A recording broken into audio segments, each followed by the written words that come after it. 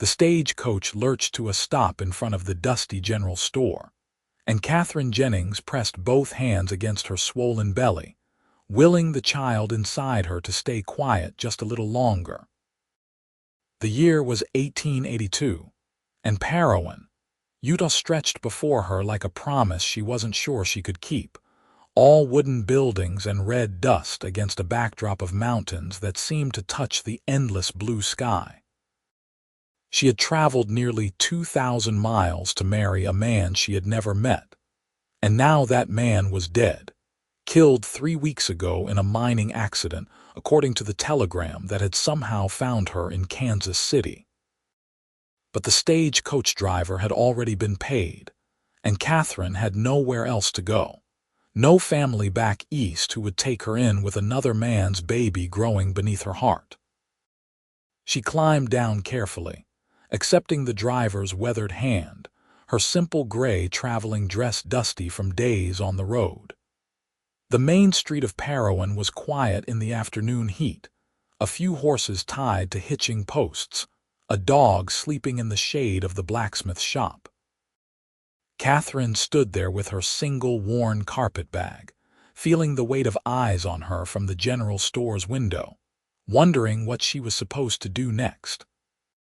The man she had agreed to marry, Samuel Hutchins, had sent her $20 for the journey and a letter saying he owned a small ranch outside of town, that he was lonely and wanted a wife to share his life with. She had written back accepting his proposal because she had been desperate and because the alternative had been far worse. "You need help, miss."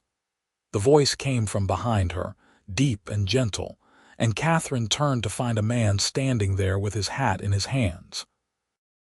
He was tall, maybe 6 feet, with dark hair that curled slightly at his collar and eyes the color of summer grass. His face was tanned from hours in the sun, strong-featured and handsome in a way that made her breath catch despite everything. He wore dusty work clothes, leather chaps over worn denim pants, and a blue cotton shirt with the sleeves rolled up to reveal muscular forearms. A silver star was pinned to his chest. "I am looking for Samuel Hutchins," Catherine said, her voice steadier than she felt. "I was told he had a ranch near here." The man's expression changed, something like sorrow crossing his features. "I am Deputy Porter Beckett, madam, and I am afraid I have difficult news. Sam Hutchins died about 3 weeks back. Cave-in at the silver mine where he worked sometimes for extra money. We sent telegrams to anyone we could find in his papers, but we did not know if they would reach anyone in time." Catherine nodded slowly, fighting the urge to sink down right there in the dust. "I received a telegram in Kansas City. I am Catherine Jennings. I was supposed to marry him." Porter Beckett's green eyes moved to her face, really seeing her for the first time, and she watched as his gaze dropped briefly to her midsection before returning to her face.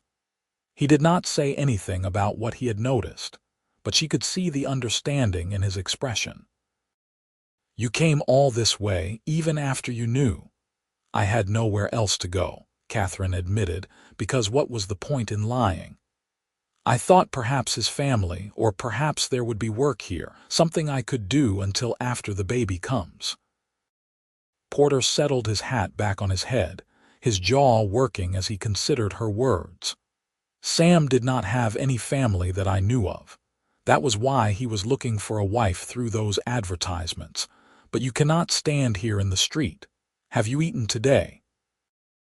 "Not since breakfast, but I have a little money left. I can pay my own way." "That was not what I asked." Porter picked up her carpetbag as though it weighed nothing. "Come on. The cafe down the street serves decent meals and you look about ready to fall over. We can figure out what comes next after you have some food in you." Catherine followed him because she had no other choice, walking down the dusty main street past the saloon and the livery stable to a small building with painted letters on the window that read, "Annie's Cafe." Inside, the air was cooler, and the smell of fresh bread and cooking meat made Catherine's stomach clench with sudden hunger. A plump woman with graying hair looked up from behind the counter and smiled at Porter. "Afternoon, Deputy. Who is your friend?" "This is Miss Jennings, Annie. She just arrived on the stage.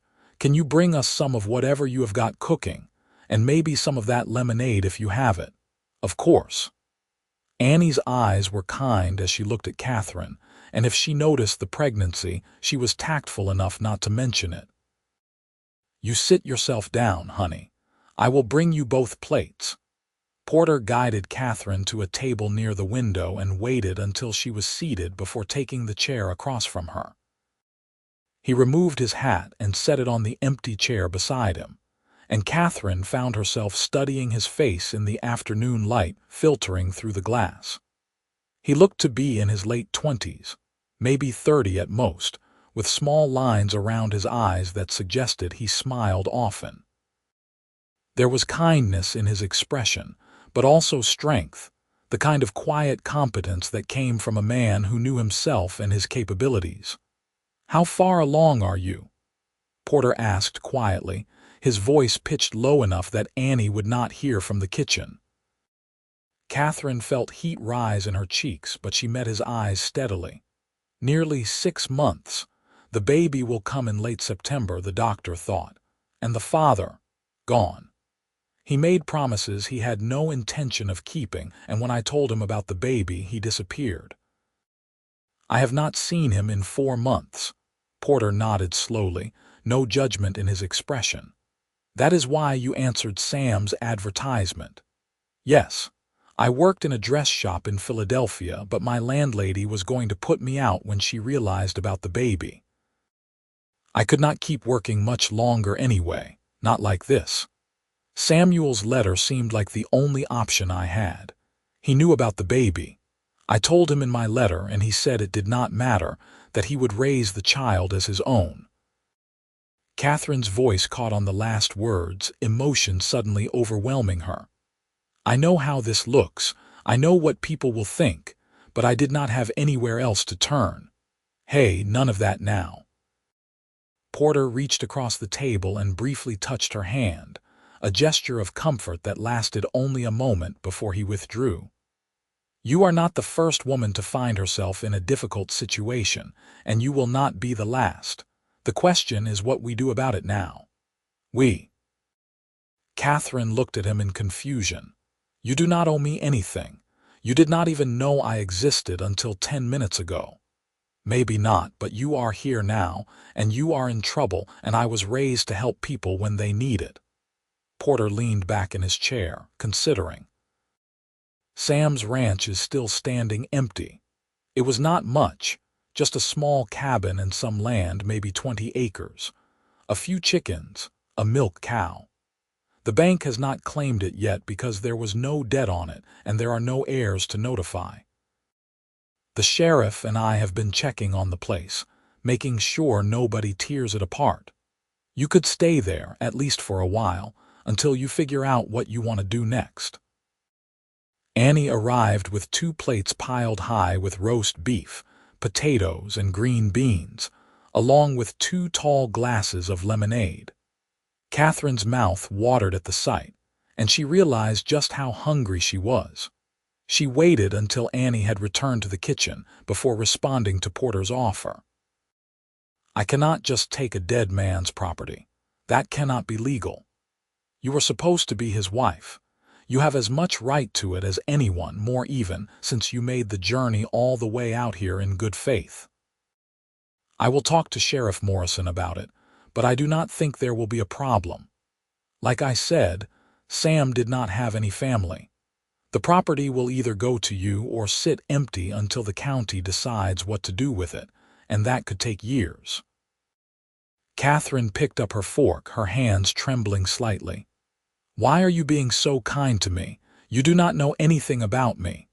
Porter was quiet for a moment, cutting his beef into neat pieces. When he spoke, his voice was thoughtful.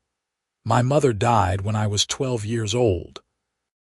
My father drank himself to death 2 years later, and I ended up working on ranches, living rough, doing whatever I could to survive. When I was 16, a rancher named Thomas Morrison took me in. He did not have to. I was just another drifter kid, and he had plenty of hands already. But he gave me a job, a place to sleep, and treated me like family. He is the sheriff now, and I work for him because he showed me what it means to help someone when they need it most. So that is what I am doing. Helping. They ate in silence for a few minutes, and Catherine felt some of her strength returning with the food. The roast beef was tender and flavorful, the potatoes perfectly seasoned, and the lemonade was tart and cold. She could feel Porter's eyes on her occasionally, but his gaze was not intrusive or judgmental, just watchful, as though he was trying to figure out who she was beneath the travel-stained dress and obvious pregnancy. "Tell me about yourself," Porter said eventually. "Where are you from originally?" "Philadelphia. I grew up there. My parents died of influenza when I was 18, and I have been on my own since then. I worked in the dress shop for Mrs. Henderson doing alterations and custom work. I was good at it too." Catherine smiled slightly at the memory. "I could make any dress fit perfectly, and I could copy the designs from the fashion magazines so well that you could not tell the difference. Mrs. Henderson said I had a gift for it. Did you like the work?" "I loved it, actually.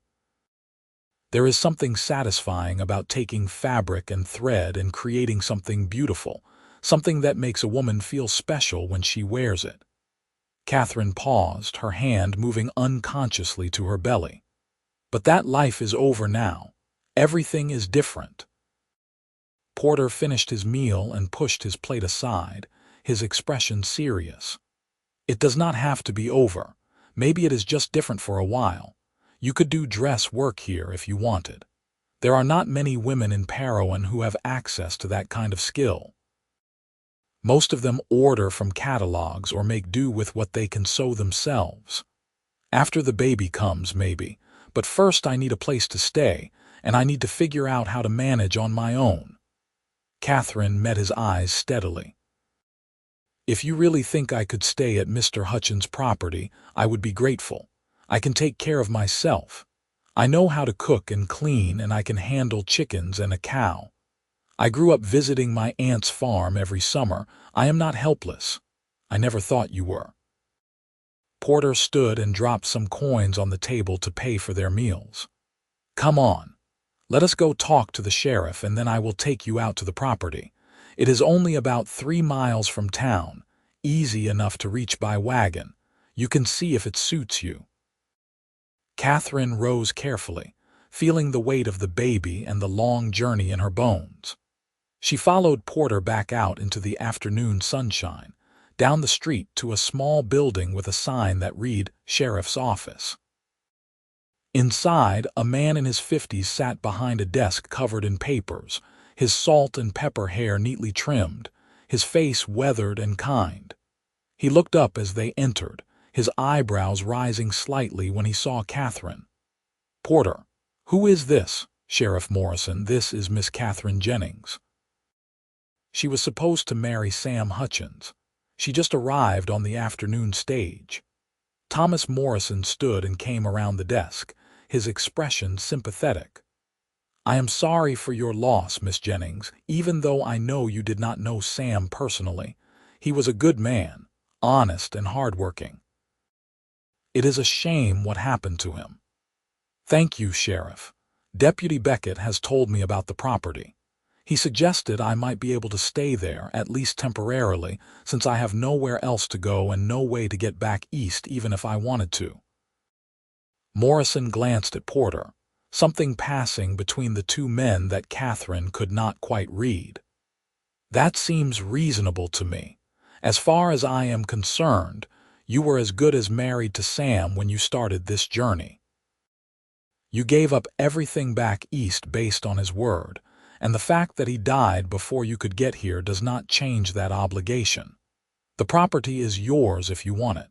I will draw up papers to make it legal." Relief flooded through Catherine so intensely that she felt tears prick her eyes. "Thank you. I promise I will take good care of it." "Porter will look after you," Morrison said, his voice firm. "He is the best man I know, and if he says he is going to help you, then you can count on it. Right, Deputy?" "Yes, sir." Porter's voice was steady, and when Catherine looked at him, she saw determination in his green eyes. "I will make sure Miss Jennings has everything she needs." They left the sheriff's office, and Porter led Catherine to the livery stable, where he arranged to rent a wagon and horse.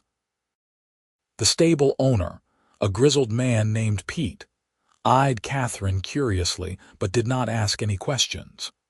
Within 20 minutes, they were rolling out of town, Catherine seated beside Porter on the wagon bench, her carpetbag at her feet.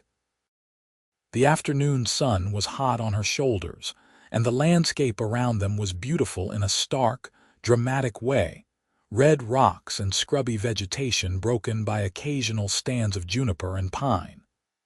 "The property is up against the foothills," Porter explained as he drove. "There is a creek that runs year-round, so water is not a problem.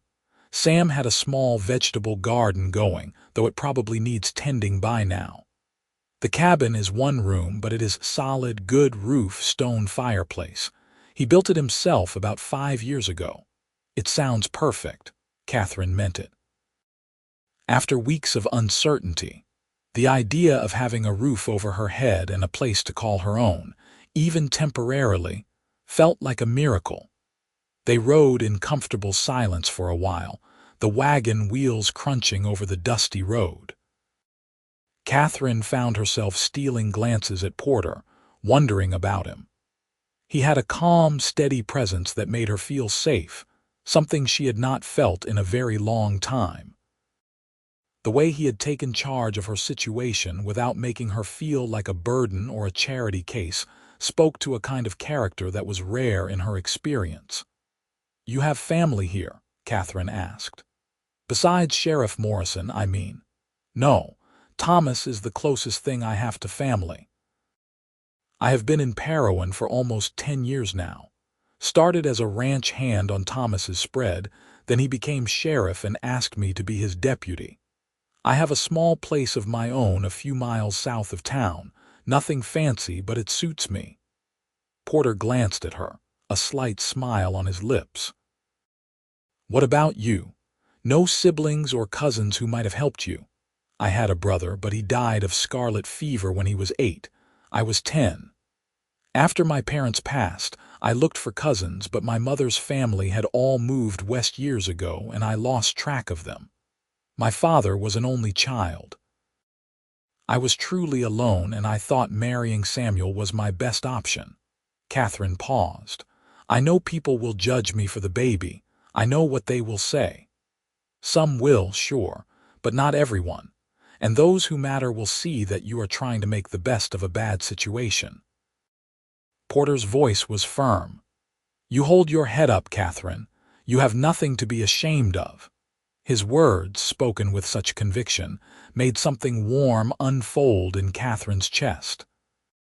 She had been carrying so much shame and fear for so long that she had almost forgotten what it felt like to have someone defend her, to believe she deserved basic dignity and respect.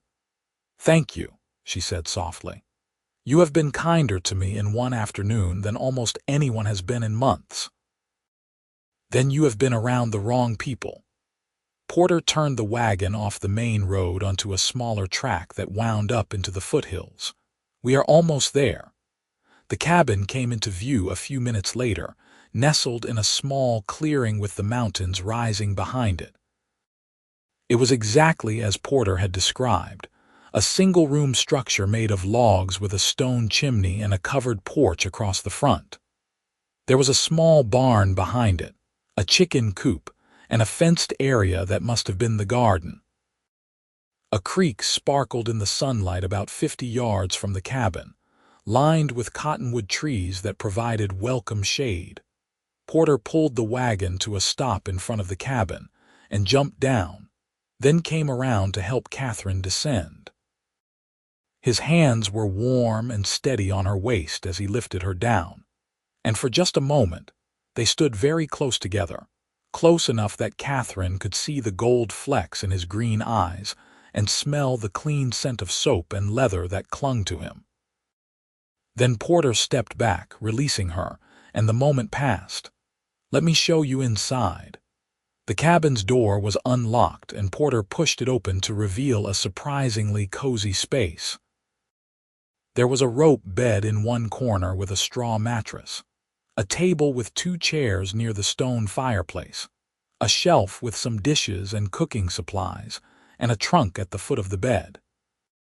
The floor was made of smooth wooden planks, and there were 2 windows with actual glass panes, one facing the front porch and one looking toward the creek. It was simple, but it was clean and well built, and Catherine felt a surge of gratitude toward the man who had made this place and who had been willing to share it with her. "The well is out back," Porter said, pointing through the rear window. "Sam dug it deep, so the water is cold and good. There is firewood stacked behind the cabin, and I can bring more if you need it. The chickens should still be around somewhere, probably gone a bit wild, but you can coax them back with feed. The cow is in the barn. I have been coming by every few days to milk her and make sure she has hay and water." Catherine walked slowly around the cabin, touching the table, the shelf, the smooth logs of the wall. "This is wonderful. I cannot believe this is really mine. For as long as you need it." Porter watched her from the doorway, his expression unreadable. "I will bring you supplies tomorrow. Food, some basics. And I will check on you regularly, make sure you have everything you need. If you need anything urgently, you can fire 3 shots from the rifle over the fireplace. I will hear it from my place, or someone in town will, and we will come." Catherine turned to face him, suddenly overwhelmed by everything he was doing for her. "Porter, I do not know how to thank you. This is more than I ever expected, more than I deserve." "You deserve a hell of a lot more than this," Porter said quietly, his green eyes intense. "You deserve a man who keeps his promises and a life where you do not have to be afraid. Maybe I cannot give you that, but I can make sure you have a safe place to live and food to eat. That much I can do." He left soon after, promising to return the next day with supplies, and Catherine stood on the porch watching the wagon disappear down the track toward the main road.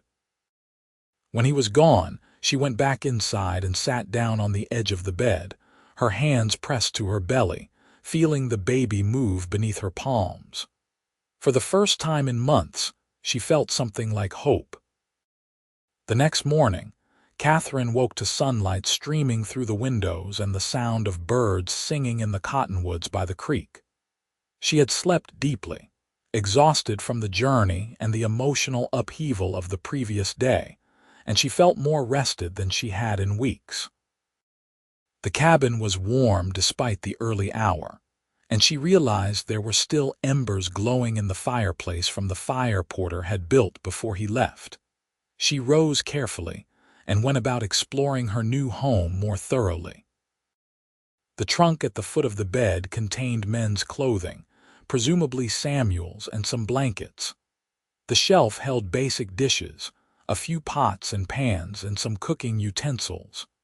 There was a bucket for water, a broom in the corner, and a rifle mounted over the fireplace as Porter had mentioned. Catherine found a basket under the porch and went in search of the chickens.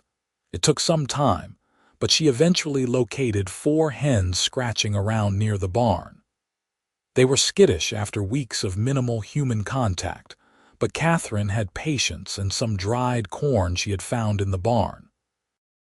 She scattered the corn and spoke softly to the birds, and after a while they came close enough for her to shoo them back toward the coop. She would need to repair the coop's fence, she noted, but that could wait until she had more supplies.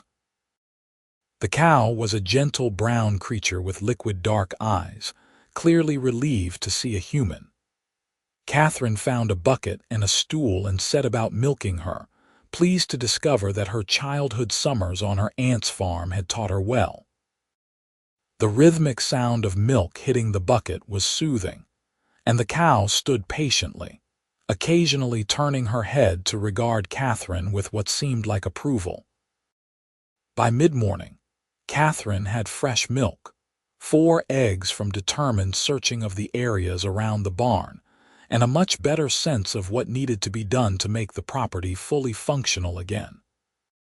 She was carrying the milk back to the cabin when she heard the sound of a wagon approaching and looked up to see Porter driving toward her, the wagon bed loaded with crates and sacks. "Good morning," he called, pulling the wagon to a stop. "I see you found the chickens. And the cow." She was very patient with me. Catherine set the milk bucket on the porch and came to help unload. "You did not have to bring so much." "Yes, I did." Porter began lifting crates down, his movements efficient and practiced. "I've got flour, sugar, coffee, salt, beans, some bacon, dried apples, potatoes, onions, and a few other things. Also some fabric, thread, and needles since you mentioned you could sew. And this." He lifted down a large package wrapped in brown paper. "This is from Annie at the cafe. She said you looked like you could use some feeding up, so she sent some bread, butter, and a roast chicken." Catherine felt tears spring to her eyes at the unexpected kindness. "Why is everyone being so good to me?" "Because you are a person in need, and that is what decent people do." Porter carried the supplies into the cabin and began unpacking them onto the shelf and table. "Besides, Annie lost a daughter about 10 years ago. She would have been about your age now. I think Annie sees something of her in you." They worked together to unpack and organize everything, and Catherine was impressed by how thoughtful Porter had been in choosing supplies. He had included things she would not have thought to ask for, practical items like matches, lamp oil, soap, and even some herbs and spices for cooking. There was also a package of tea, which Catherine opened immediately, breathing in the familiar, comforting scent. "I did not know if you liked tea, but most women I know do," Porter said, watching her face. "I love it. My mother and I used to have tea together every afternoon when I was growing up. I have not had a proper cup in months." Catherine clutched the package to her chest. "This is perfect. Thank you." Porter smiled, a real smile that lit up his entire face and made Catherine's heart skip in a way that alarmed her. She had no business feeling attracted to this man. No business noticing how handsome he was when he smiled or how his presence made her feel safe and cared for.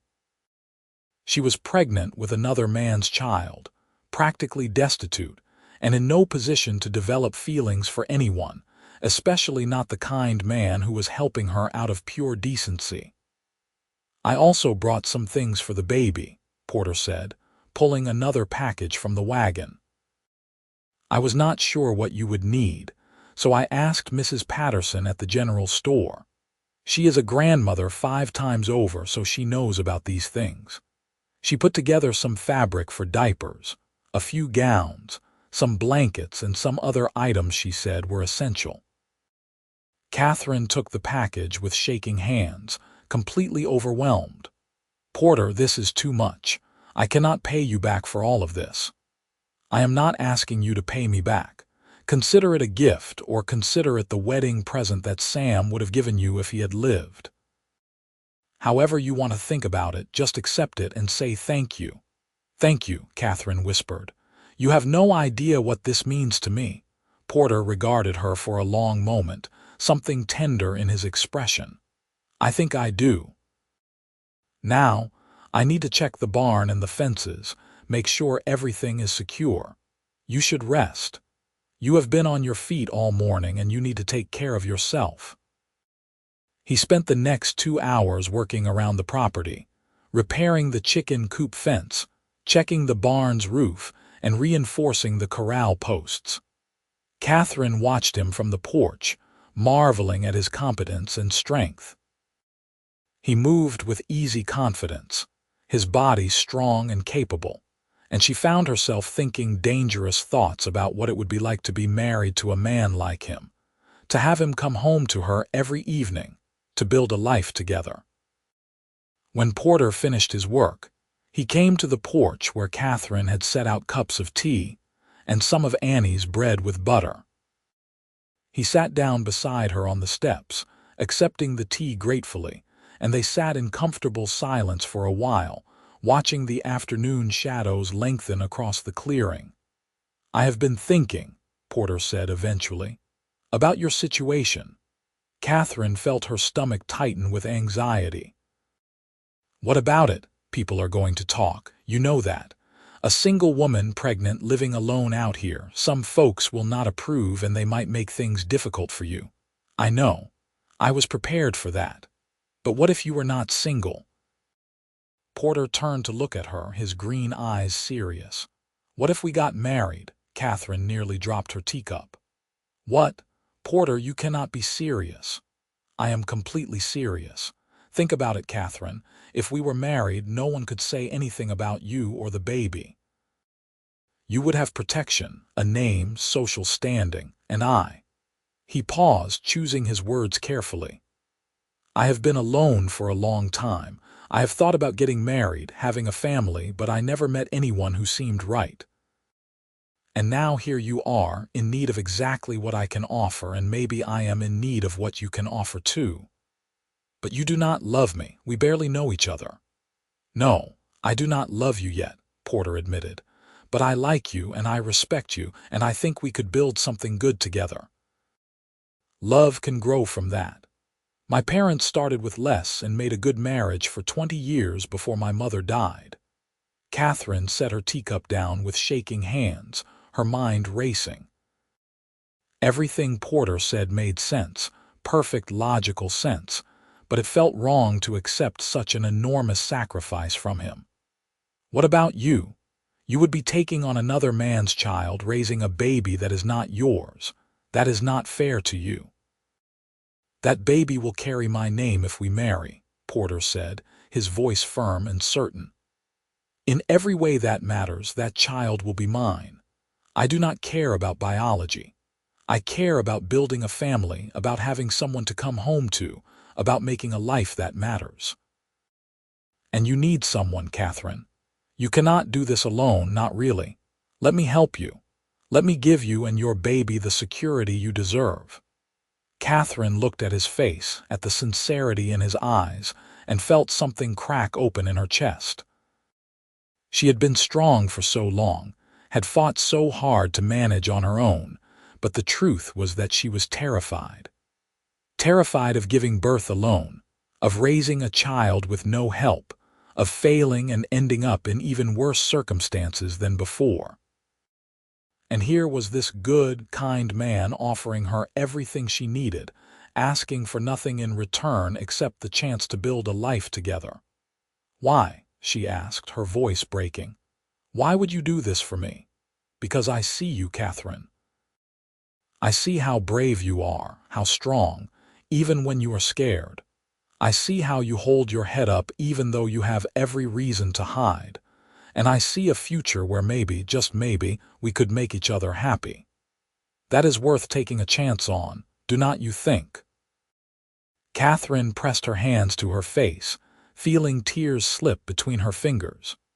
She was crying from relief, from gratitude, from the sheer, overwhelming emotion of having someone care about her, when she had felt so alone for so long.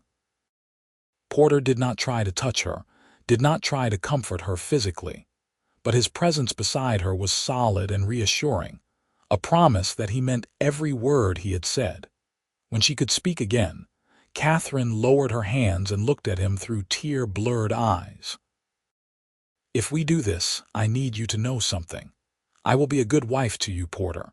I will take care of your home, cook your meals, mend your clothes, all of it. But I cannot promise love, not right away. My heart has been hurt too badly." "I am not asking for your love right away," Porter said gently. "I am asking for a chance. Time to build trust, to become friends, to see where this goes. The rest can come later, or maybe it will not come at all and we will just be partners who respect each other." Either way, it is better than what you have now, and it is better than me growing old alone in that cabin wondering what my life could have been." "When?" Catherine asked, and she saw the hope flare in Porter's eyes as he realized she was agreeing. "Soon. This week, if you are willing. I will talk to the minister, arrange everything. We can have a simple ceremony, just us and a few witnesses. Then I will move my things here, or we can live at my place if you prefer it. Whatever you want." "Here," Catherine said immediately. "I want to stay here. This was supposed to be my home, and it feels right. Then here it is." Porter stood and offered her his hand, helping her to her feet. "I should go. I have work to do in town this afternoon, but I will come back tomorrow and we can talk about the details. Are you going to be all right tonight?" "Yes. I have everything I need, thanks to you." Catherine walked him to the wagon, suddenly reluctant to see him leave. "Porter, thank you for everything. I know this is not a conventional arrangement, but I promise I will do my best to be worthy of what you are offering." Porter looked down at her, his expression gentle. "You are already worthy, Catherine. Do not ever think otherwise." He drove away, and Catherine stood in the clearing watching until the wagon disappeared from sight. Then she went back into the cabin and sat at the table, her hands spread flat on the worn wood, trying to process everything that had just happened. In less than 24 hours, her entire life had changed.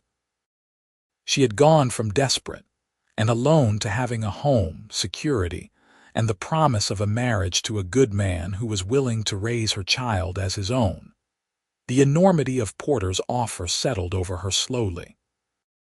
He was giving her everything and asking for very little in return, just the chance to build a life together.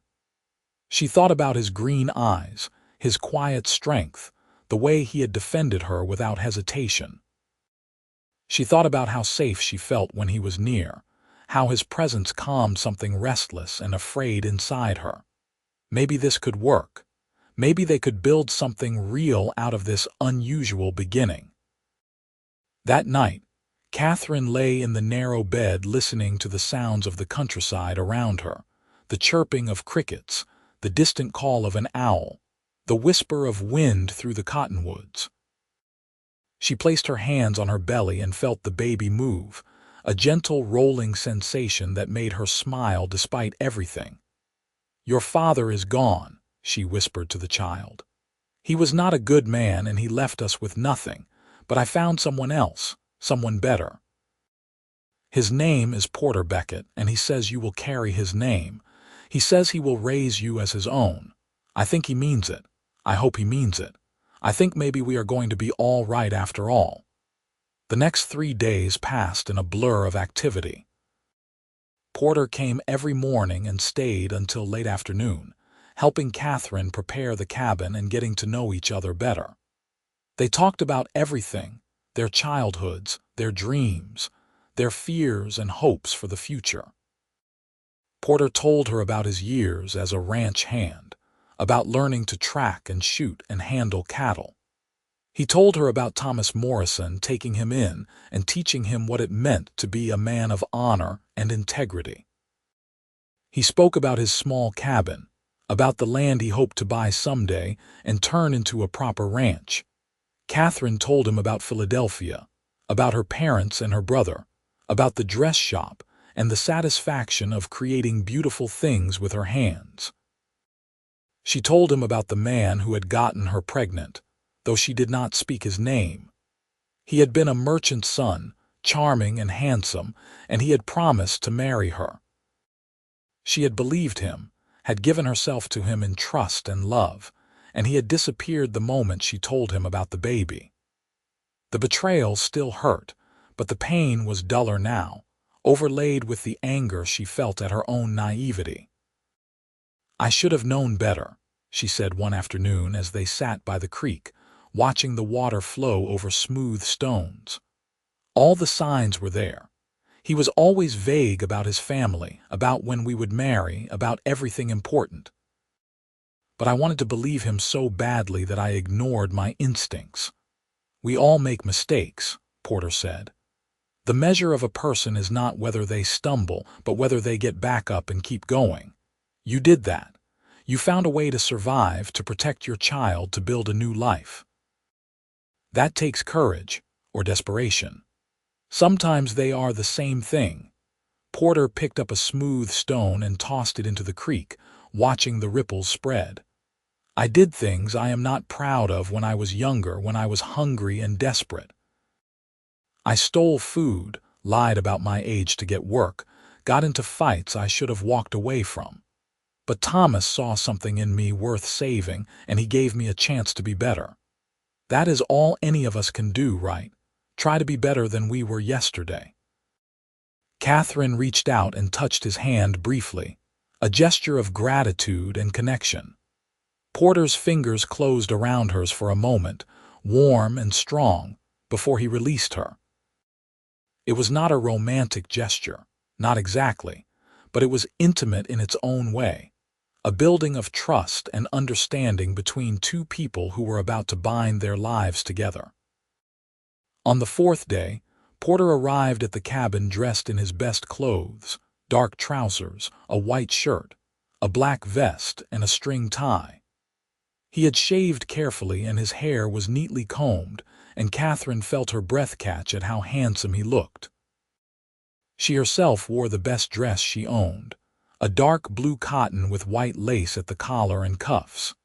It was getting tight across her belly, but it was still respectable, and she had washed and pinned up her hair carefully, wanting to look her best for the ceremony. "Are you ready?" Porter asked, offering her his arm. "As ready as I will ever be." Catherine took his arm and let him help her into the wagon. They drove into Parowan together, and Catherine tried not to think about how strange this was, how she was about to marry a man she had known for less than a week. But life was strange, and sometimes you had to trust that things happened for a reason. The ceremony took place in the small church at the edge of town, with Sheriff Morrison and his wife Martha as witnesses, along with Annie from the cafe and Mrs. Patterson from the general store.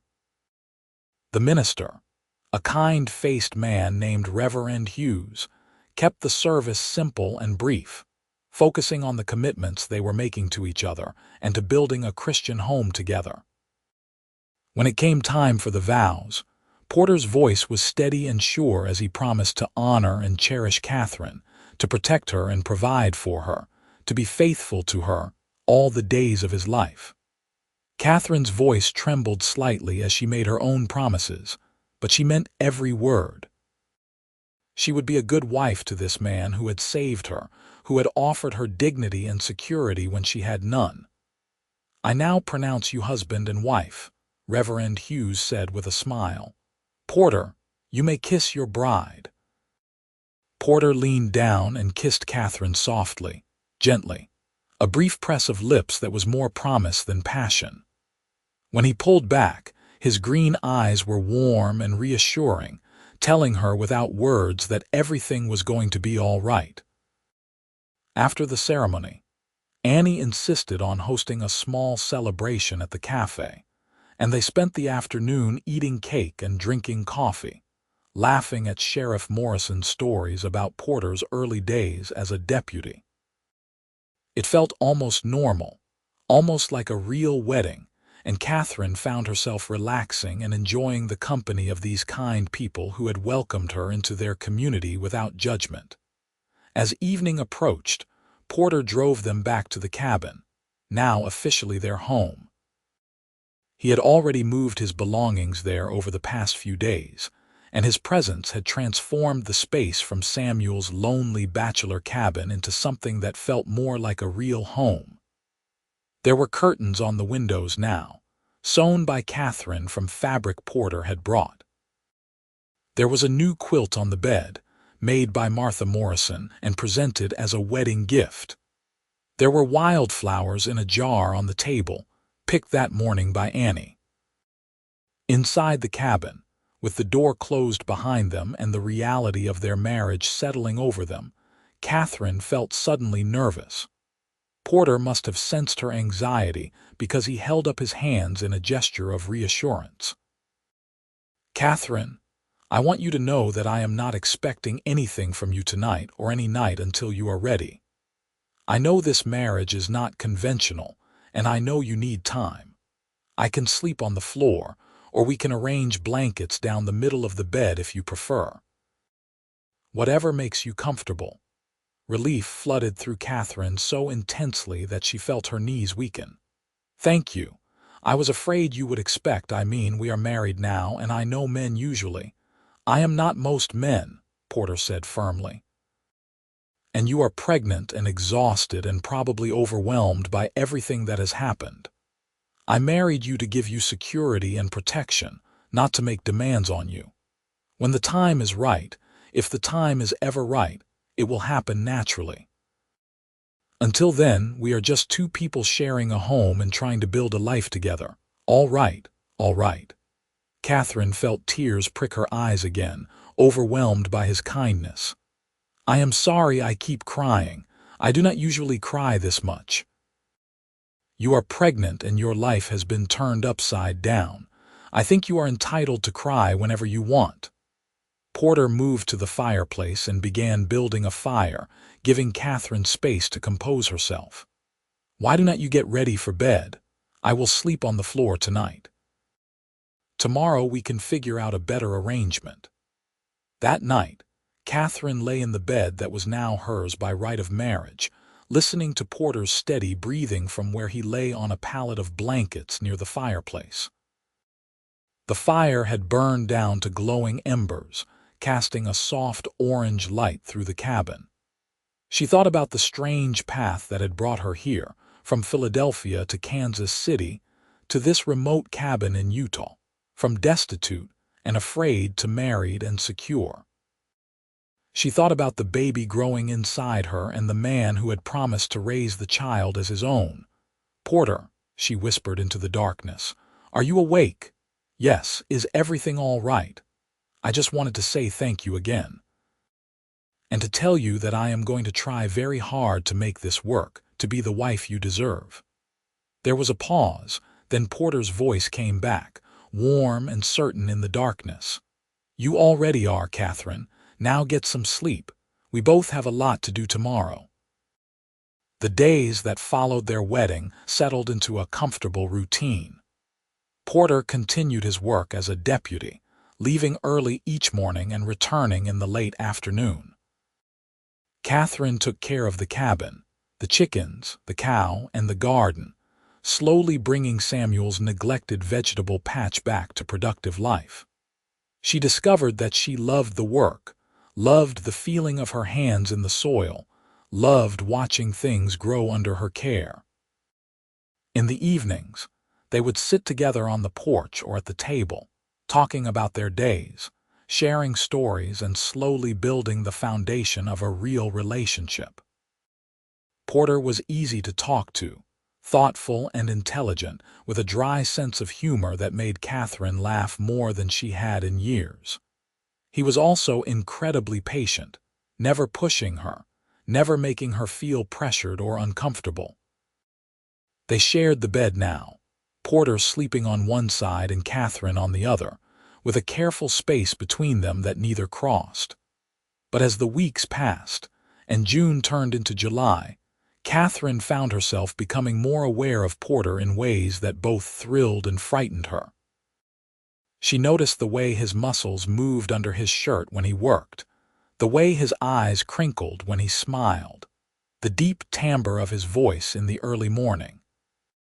She noticed how he always made sure she was comfortable, how he brought her small gifts from town, a ribbon for her hair, a book of poetry he thought she might like, fresh strawberries from a farmer's garden.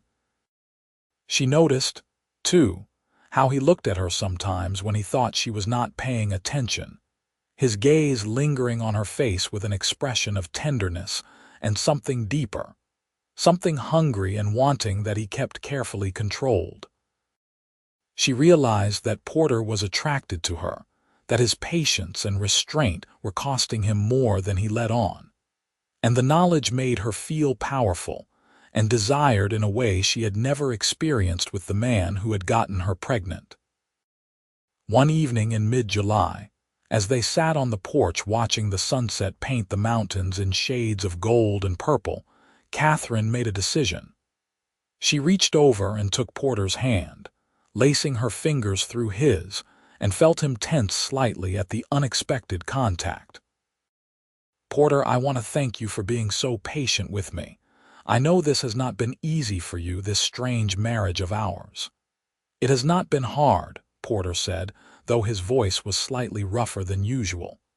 "You are easy to live with, Catherine. You make me happy." "You make me happy too," Catherine said, and realized as she spoke the words that they were true. "I did not expect that. I thought this would be a practical arrangement, nothing more, but I like being married to you. I like our life together, and I think—" She paused, gathering her courage. "I think I might be starting to fall in love with you." Porter turned to look at her, his green eyes intense in the fading light. "Catherine, you do not have to say that. I am not expecting anything from you. I know, but I want to say it anyway because it is true. Maybe I should not feel this way so soon. Maybe I should be more cautious after what happened before. But you are nothing like him, Porter.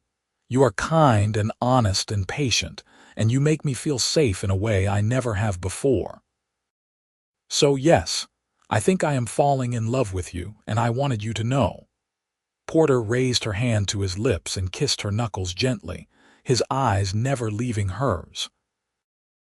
"I have been in love with you since the day I helped you down from that stagecoach, and you looked at me with those beautiful brown eyes and told me you had nowhere else to go. I saw your courage and your strength, and I knew I wanted to spend my life protecting you, cherishing you, making you happy. Every day since has only made me more certain." Catherine felt her heart swell with emotion so intense it was almost painful. She leaned forward and kissed Porter, really kissed him for the first time, pouring all her gratitude and growing love into the gesture. Porter responded carefully at first, mindful of her condition, but as the kiss deepened, his restraint began to slip. His hand came up to cup her face, his thumb stroking her cheek, and Catherine felt heat bloom through her body in a way that was entirely different from her previous experience with intimacy. When they finally broke apart, both breathing hard, Porter rested his forehead against hers. "We should stop. You are pregnant and I do not want to hurt you or the baby." "You will not hurt us," Catherine said softly. "I asked the doctor back in Philadelphia about this. He said it was safe as long as we are careful. And I want this, Porter. I want to be truly your wife." Porter pulled back enough to look into her eyes, searching her face for any sign of doubt or hesitation. Whatever he saw there must have satisfied him because he stood and offered her his hand. "Then let us go inside, Mrs. Beckett." That night, Porter made love to Catherine with exquisite gentleness, taking his time, making sure she was comfortable and cared for at every moment. It was nothing like her previous experience, which had been rushed and awkward and ultimately selfish. Porter was attentive and patient, reading her responses, bringing her pleasure in ways she had not known were possible. When it was over, Catherine lay in his arms feeling complete in a way she had never felt before, feeling like she had finally found where she belonged. "I love you," she whispered into the darkness, her hand over his heart feeling the strong, steady beat. "I love you too," Porter replied, his voice thick with emotion. "I will love you until my last breath, Catherine. You and that baby both. You are my family now." The rest of the summer passed in a haze of happiness. Catherine's belly grew larger, and Porter delighted in feeling the baby move, his large hand splayed across her stomach, his face lighting up with wonder every time he felt a kick or roll. He built a cradle from smooth pine wood, sanding it for hours until it was perfectly smooth so no splinter could harm the baby's delicate skin. Catherine sewed tiny gowns and blankets, preparing for the child's arrival with a mixture of excitement and anxiety. In late August, Catherine woke in the middle of the night to the feel of water soaking the bed and a deep, pulling ache in her lower back. She knew immediately what it meant and reached over to shake Porter awake. "Porter, it is time. The baby is coming." Porter was on his feet instantly, wide awake and moving with efficient purpose. "All right. Do not panic. I am going to ride into town and get Doc Harrison and Martha Morrison. You stay here, stay calm, and do not try to do anything. I will be back as fast as I can. Porter, wait." Catherine grabbed his hand as he leaned down to kiss her forehead. "I am scared." "I know, sweetheart, but you are strong and Doc Harrison has delivered hundreds of babies. You are going to be fine. Both of you are going to be fine."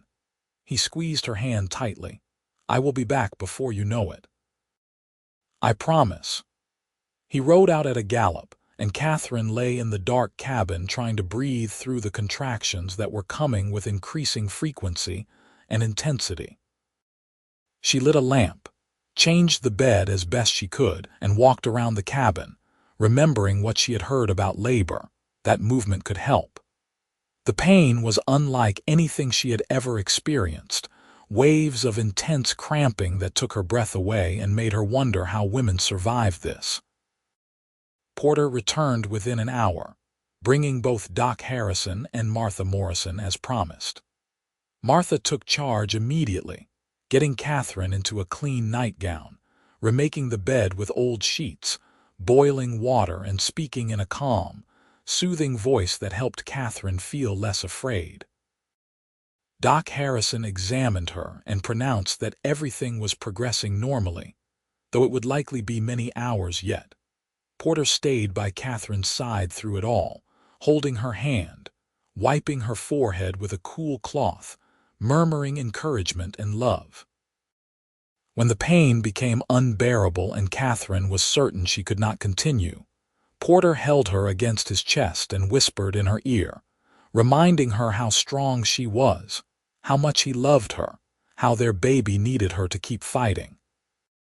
Finally, as dawn light began to filter through the windows, Doc Harrison told Catherine it was time to push. The next 20 minutes were a blur of pain and effort and fear. But then suddenly there was a new sound in the cabin, the thin, outraged wail of a newborn baby, and Doc Harrison was saying, "It is a boy. You have a son."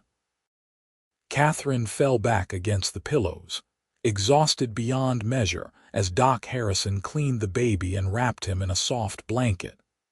Then the doctor placed the tiny bundle in Catherine's arms, and she looked down at her son for the first time.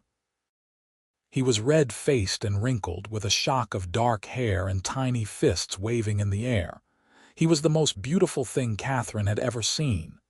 "Hello, little one," she whispered, tears streaming down her face. "I am your mother." Porter leaned over them both, his own eyes wet with tears, his face filled with wonder and love. "He is perfect, absolutely perfect." "Would you like to hold him?" Catherine asked, and Porter nodded, unable to speak. She carefully transferred the baby into Porter's arms, and Catherine watched as her husband looked down at the child with an expression of pure adoration. "Hey there, son," Porter said softly. "Welcome to the world. I am your father, and I am going to love you and protect you every day of your life." "That is a promise." Catherine watched them together, her husband and her son, and felt her heart overflow with love and gratitude. This was her family, these two people who had saved her life and given her a reason to keep going. This was the happily ever after she had stopped believing in, right here in this small cabin in the Utah mountains. "What should we name him?" Porter asked, looking up at Catherine with shining eyes. Catherine thought for a moment, then smiled. "I was thinking Thomas, after Sheriff Morrison. He brought you into his life and made you the man you are. Without him, none of this would have happened." Porter's face crumpled with emotion, and he had to take a moment before he could speak. "Thomas Porter Beckett, it is perfect. Thank you, Catherine." Doc Harrison and Martha stayed for a few more hours, making sure both Catherine and the baby were doing well. Martha gave Catherine instructions on feeding and caring for the newborn, and she left a basket of supplies, more diapers and gowns, some herbal remedies for soreness and exhaustion. When they finally left, Catherine and Porter were alone with their son, and the cabin felt transformed, filled with new life and possibility. The next weeks were challenging as Catherine recovered from childbirth, and they both learned how to care for a newborn. Thomas was a good baby, healthy and strong, but he woke frequently to nurse and required constant attention.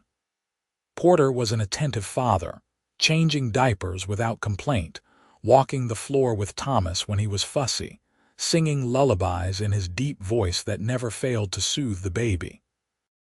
Catherine watched Porter with their son and fell even more deeply in love with her husband. He had kept his promise. He treated Thomas exactly as though the baby carried his blood, never once making Catherine feel like the child was anything other than fully theirs. When people in town asked about the baby, Porter proudly announced, "This is our son, Thomas," with no qualification or explanation.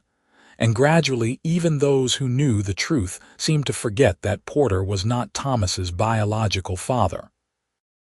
As fall arrived and the leaves on the cottonwoods turned gold, Catherine's life settled into a new normal.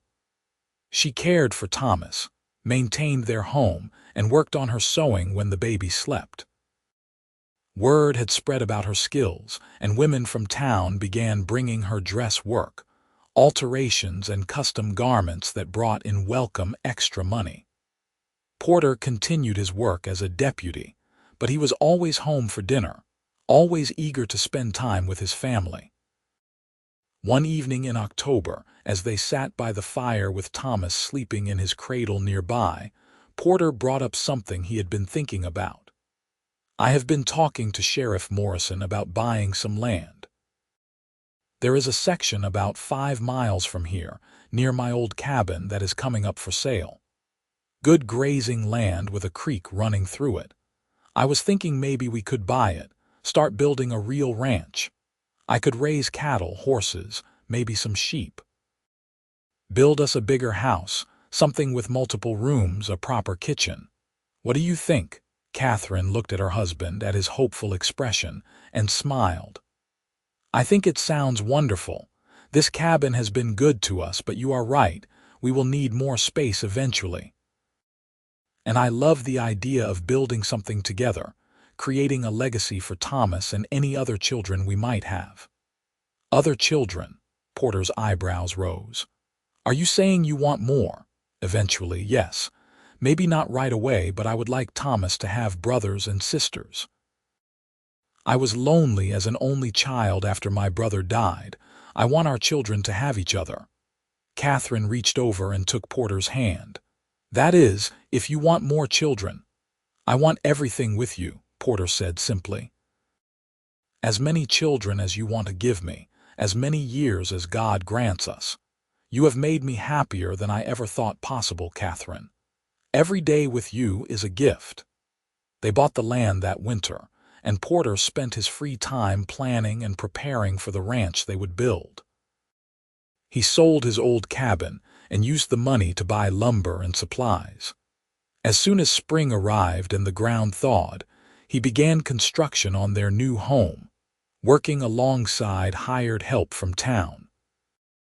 Catherine visited the building site regularly, bringing Porter lunch, offering opinions on the layout and design, watching their dream take shape from the ground up. The new house was finished by midsummer, a beautiful 2-story structure with a parlor, a kitchen, a dining room, and 4 bedrooms upstairs.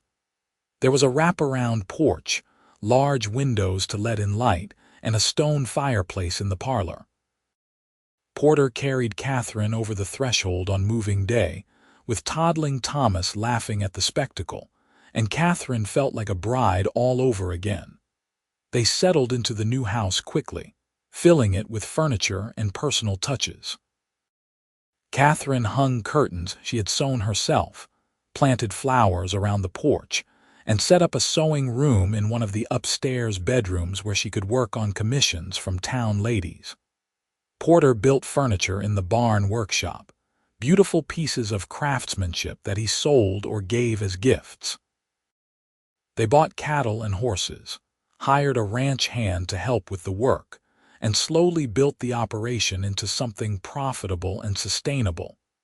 In the spring of 1884, Catherine gave birth to their second son, whom they named Samuel, after the man whose death had brought them together. Samuel had Porter's green eyes and Catherine's smile, and Thomas adored his baby brother, always wanting to help take care of him. Porter was a devoted father to both boys, treating them with equal love and attention, teaching them to ride and rope, telling them stories, instilling in them values of honesty and hard work and kindness. In 1886, their daughter arrived, a tiny girl with dark curls whom they named Margaret after Catherine's mother. Maggie, as they called her, was a spirited child from the beginning, fearless and independent, the apple of her father's eye. Porter doted on his daughter, unable to deny her anything, and Catherine often had to be the voice of discipline to balance his indulgence.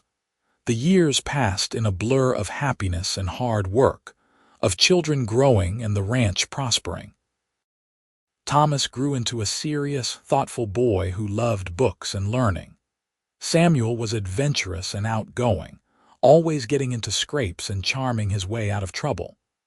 Maggie was a perfect blend of both, smart and brave, with a streak of mischief that kept her parents on their toes. On a summer evening in 1890, Catherine and Porter sat on their porch watching the sunset, just as they had done countless times before. Thomas was 16 now, tall and strong, helping run the ranch alongside his father. Samuel was 12, all energy and enthusiasm. Maggie was 4, playing with her dolls at their feet. Catherine rested her hand on her belly, feeling the flutter of new life, another baby due in the fall. Do you ever think about how different your life would be if you had not come to Parowan that day? Porter asked, his arm around her shoulders. Catherine leaned into her husband's warmth, breathing in the familiar scent of him. I think about it sometimes. I was so scared when I got off that stagecoach, so convinced that my life was over. And then you were there, offering me hope when I had none. I saw you and knew you were meant to be mine, Porter said, kissing the top of her head. Best decision I ever made, walking up to you that day. Best decision I ever made was saying yes when you proposed. Catherine looked up at him, seeing the lines that time and sun had etched around his eyes, the silver beginning to thread through his dark hair, and loving every bit of him. You saved me, Porter. You and Thomas both, you saved my life. No, Porter said firmly. You saved yourself. You had the courage to keep going, to build a new life from nothing. I just gave you a safe place to do it. Catherine thought about the frightened, pregnant young woman she had been 8 years ago, alone and desperate on a dusty street in a strange town. She thought about the baby she had carried then, now a young man preparing to start his own life. She thought about the love she had found with Porter, unexpected and transformative, the kind of love she had stopped believing existed. She thought about the family they had built together, the ranch they had created from raw land and determination, the life they had made that was richer and fuller than anything she had dreamed of in her darkest moments. She thought about the baby growing inside her, another child to love and raise, another generation of the Beckett family. I love you, she said to Porter, the words as true now as the first time she had spoken them. I will love you forever. Forever, Porter agreed, pulling her closer. You and me and all these kids forever. Thomas came running up to the porch then, followed by Samuel, both of them laughing about something, and Maggie jumped up to join her brothers, demanding to be included in whatever adventure they were planning. Porter called out instructions about chores that still needed doing, and Catherine reminded them about dinner being ready soon, and the evening dissolved into the comfortable chaos of family life. Later that night, after the children were in bed and the house was quiet, Catherine and Porter lay together in their bedroom, the windows open to let in the cool night breeze. Porter's hand rested on Catherine's belly, feeling the baby move beneath his palm, and his expression was one of perfect contentment. 4 children, he marveled. Who would have thought? 5 if you count the ranch, Catherine teased. You spend as much time fussing over those cattle as you do over the kids. Porter laughed, the sound low and warm in the darkness. True enough, but the cattle do not talk back or refuse to do their chores. Give Maggie a few years. She will have the cattle doing tricks and following her around like puppies. Also true. Porter pulled Catherine close, wrapping his arms around her carefully, mindful of her pregnant belly. Thank you, Catherine, for choosing me, for building this life with me, for giving me a family. You have made all my dreams come true. You made mine come true first, Catherine reminded him. I was the one with nothing, remember? You gave me everything. We gave each other everything, Porter said. That is how the best partnerships work. Catherine fell asleep in her husband's arms, feeling safe and loved and cherished, surrounded by the life they had built together from the ashes of her old life. She dreamed of the future, of grandchildren yet to come, of growing old with Porter on this ranch they had created, of watching their children build lives of their own. The baby, another boy, was born in September, and they named him Joshua. He was a calm, happy infant who rarely cried and seemed content to observe the world around him with wide, curious eyes. Thomas was 16 and already courting the daughter of a neighboring rancher, a sweet girl named Emily, who Catherine approved of wholeheartedly. Samuel was becoming a skilled horseman, winning ribbons at local competitions and dreaming of joining a Wild West show when he was older. Maggie ruled the household with her strong personality and infectious laugh, keeping everyone on their toes. The ranch prospered, growing from a small operation to one of the most successful in the area. Porter's reputation for fair dealing and quality stock spread, and buyers came from across Utah and beyond to purchase Beckett horses and cattle. Catherine's sewing business had grown as well, and she now employed 2 young women from town to help with the volume of work. She still took pride in doing the most intricate pieces herself, wedding dresses and special occasion gowns that women treasured for years. On their 10th wedding anniversary, Porter surprised Catherine with a trip to Salt Lake City, their first real vacation since they had married. They stayed in a fine hotel, ate in restaurants, attended a concert, and walked through shops looking at things they did not need but enjoyed seeing. It felt decadent and wonderful, being just the 2 of them for a few days, remembering who they were as a couple apart from being parents and business partners. On their last night in the city, as they sat in their hotel room with the lights of Salt Lake City twinkling outside the window, Porter presented Catherine with a small velvet box. Inside was a delicate gold necklace with a small pendant shaped like a heart. I know I did not give you much when we married, Porter said as he fastened it around her neck. No engagement ring, no fancy wedding, none of the romance most women dream of. But I want you to know that you are my heart, Catherine. You always have been from that first day. And I wanted you to have something beautiful, something that shows the world how much I treasure you. Catherine touched the pendant, tears slipping down her cheeks. It is perfect. And Porter, I did not need romance or fancy things. What you gave me was so much better. You gave me safety and respect and love. You gave me a family and a home and a life worth living. That is worth more than all the diamonds in the world. They made love that night with the tenderness and passion of long familiarity. Two people who knew each other's bodies and hearts intimately, who had built a life of trust and love and partnership. Afterward, lying tangled together in the hotel's fine sheets, Catherine thought about how far she had come from that terrified pregnant woman stepping off a stagecoach in a strange town. She had been so certain her life was over, so convinced that she had ruined everything beyond repair. And then Porter had appeared, offering her a second chance, offering her hope. He had kept every promise he had made, had loved her and her children unconditionally, had built a life with her that exceeded her wildest dreams. "What are you thinking about?" Porter murmured, his fingers tracing lazy patterns on her arm. "About how lucky I am, about how one chance encounter changed everything, about how much I love you." "I am the lucky one," Porter insisted. "You made me whole, Catherine. Before you, I was just going through the motions, existing but not really living. You gave me purpose, family, joy. You are the best thing that ever happened to me."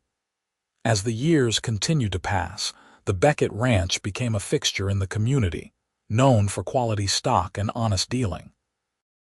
Thomas married his Emily and built a house on the eastern section of the property, taking over more and more of the ranch operations as Porter began to slow down with age. They had 3 children, giving Catherine and Porter their first grandchildren, and Catherine delighted in being a grandmother, spoiling the little ones and passing on her sewing skills to her granddaughters. Samuel did eventually join a Wild West show, traveling with Buffalo Bill's troupe for several years before returning home to settle down. He married a spirited woman named Kate, who could ride and shoot as well as any man, and they built a horse training operation that complemented the ranch perfectly. They had twin boys who were as wild and adventurous as their father. Maggie, to no one's surprise, became a teacher, opening a small school in Parowan and educating children from all over the area. She married late, at 28, to a kind man named Daniel who was a lawyer in town. They had 2 daughters, both as smart and strong-willed as their mother. Joshua, the baby, grew up to be a gentle soul who loved animals and had a gift for healing. He studied veterinary medicine and returned to Parowan to practice, caring for the animals of the region with skill and compassion. He married young, to his childhood sweetheart, and they had 4 children, a house full of love and laughter. On a spring morning in 1912, 30 years after Catherine had arrived in Parowan pregnant and afraid, she and Porter sat on their porch watching the sun rise over the mountains. They were older now, both in their 50s, with gray hair and lines earned from years of hard work and laughter and love. But they still held hands, still sat close together, still looked at each other with the same love they had felt at the beginning. 30 years, Catherine marveled. 3 decades since I stepped off that stagecoach and you changed my life. We changed each other's lives, Porter corrected gently. That is how love works. Catherine looked out at the ranch, at the house they had built, the barns and corrals, the cattle grazing in the distance. She thought about their 4 children, all grown and happy, building families of their own. She thought about the grandchildren, 12 at last count, each one precious and loved. She thought about the business they had created, the reputation they had built, the life they had made from nothing but determination and love. "I could not have imagined this," she said softly. "That day when you offered me Samuel's cabin, when you said I could stay, I was so desperate and so afraid. I thought I would be alone forever, raising my baby in shame, struggling just to survive. I never dreamed I would have all of this." "That baby carries my name," Porter said, echoing the words he had spoken so long ago. "He always has, from the moment I decided to marry you. And he gave me a family, gave me you, gave me everything I never knew I needed. Thomas chose that moment to ride up with his oldest son, a boy of 12 who looked remarkably like Porter had at that age. They were heading out to check the north pasture, and they stopped to say good morning before riding on. Catherine watched them go, her son and grandson, the next generation of Becketts, and felt profound gratitude for the life she had been given. "You have any regrets?" Porter asked, as though reading her thoughts. Catherine turned to look at her husband, at the man who had saved her, loved her, built a life with her.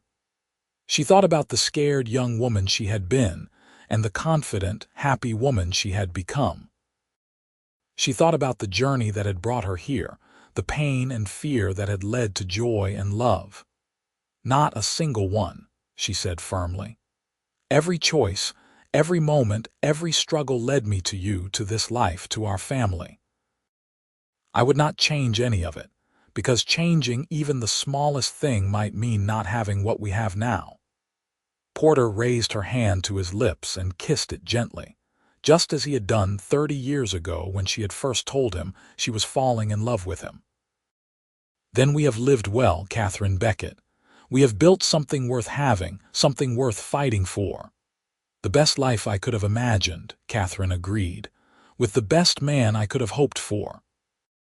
They sat together in comfortable silence as the sun climbed higher, warming the morning air, bringing life and light to the ranch they had built together.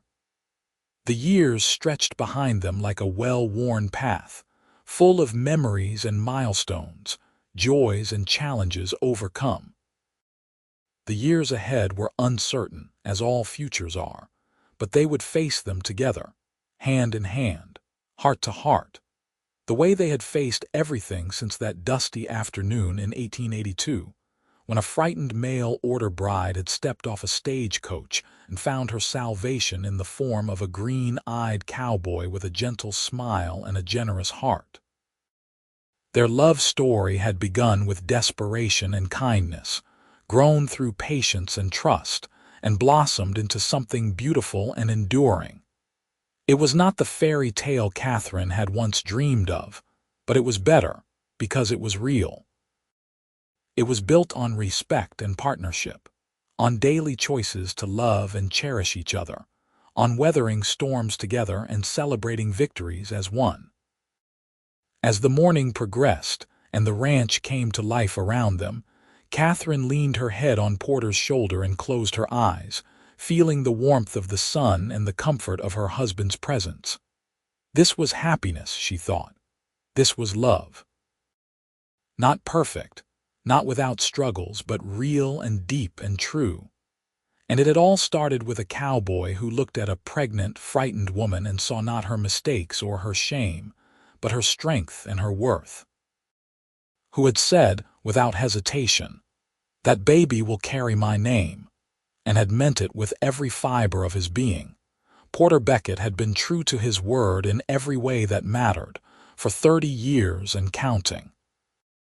And Catherine knew with absolute certainty that he would continue to be true until his last breath, just as she would be true to him. That was the promise they had made, not just on their wedding day, but every day since, in 1,000 small ways. They had built a legacy together, not just in land and cattle and the prosperity of their ranch, but in their children and grandchildren, in the values they had instilled, in the example of love and partnership they had set. Long after they were gone, the Beckett family would continue, generation after generation, all stemming from one chance meeting on a dusty street in a small Utah town. It was a good life, Catherine thought. A very good life indeed, and she was grateful for every single moment of it.